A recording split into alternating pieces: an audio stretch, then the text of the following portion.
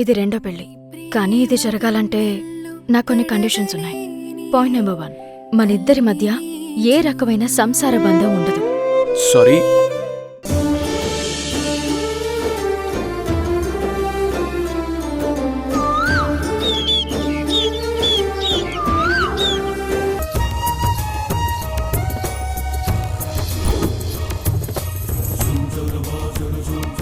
చూడు తక్షక, నాగమణి మన వశమైపోబోతుంది. కళ్ళారా చూడు. నా శక్తులన్నీ తిరిగివ్వడానికి, నన్ను మళ్ళీ నాగలోకానికి మహారాణిని చేయడానికి ఆ కార్తిక ఆ మణిని తీసుకుని ఇల్లు దాటి బయలుదేరింది.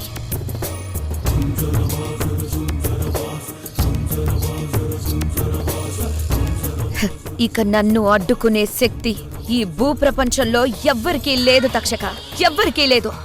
చెప్పాను కదా తామసి, ఆ దివ్యమణి నీ హస్తగతమవుతుంది. నీ అపార శక్తులు 100 ఏళ్లు వర్ధిల్లుతాయి. అయితే ఇప్పుడు అంతమనేది నాకు కాదు తక్షక, కార్తికకి.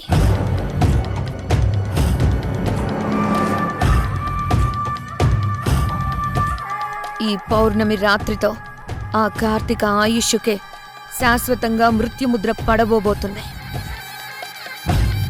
నాగమణిని తీసుకొచ్చి మనకి అప్పగించిన మరుక్షణమే తన తలని తానే బద్దలు కొట్టుకొని రక్తపు మడుగుల్లో ప్రాణాలు వదలబోతుంది.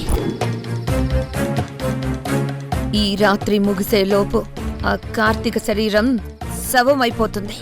తన కథ ముగిసిపోతుంది.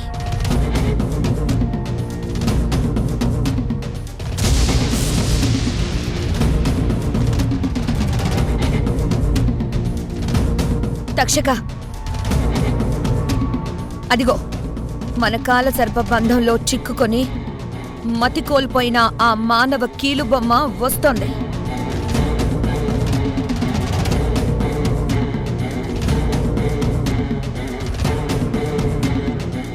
రా కార్తిక, రా.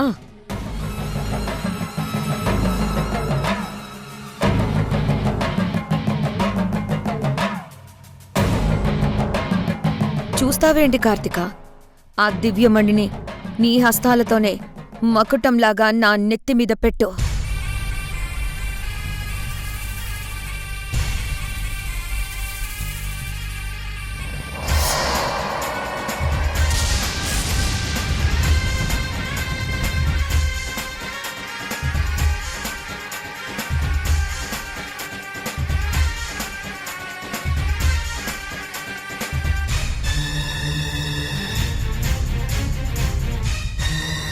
కార్తిక, నా కార్యం సిద్ధించింది.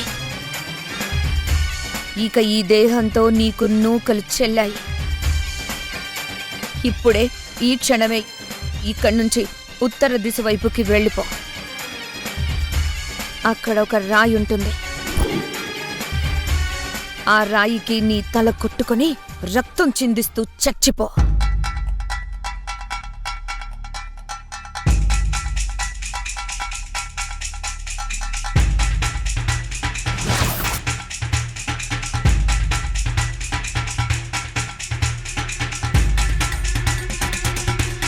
ఇక ఈ కార్తీక పని పూర్తిగా అయిపోయినట్టే తామసి. తన తలని ఆ రాయికి కొట్టుకుని చనిపోతుంది. నాగమణి మనకు దక్కింది. మన ప్రతీకారం తీరిపోయింది.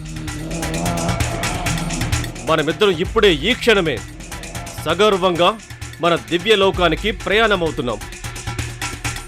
పద తామసి, వెళ్ళిపోదాం తక్షక. కానీ ఇది మన ప్రతీకారానికి ముగింపని అనుకోకు. ఈ తామసి సృష్టించబోయే మహాప్రళయానికి ఇది కేవలం విరామం మాత్రమే.